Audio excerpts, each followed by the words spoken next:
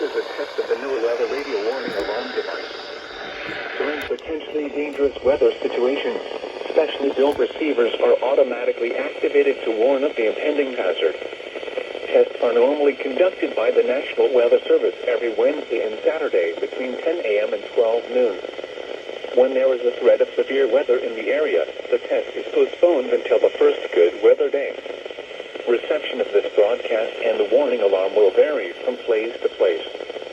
This variability, normally more noticeable at greater distances from the transmitter, will occur even though you are using a good quality receiver in perfect working order.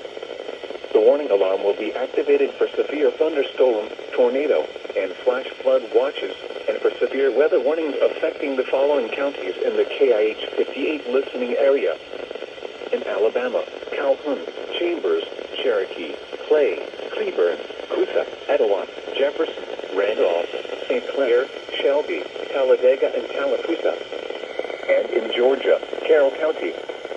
This has been a test of the NOAA weather radio warning device.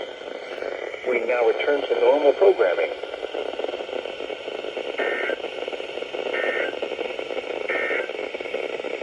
Here is your...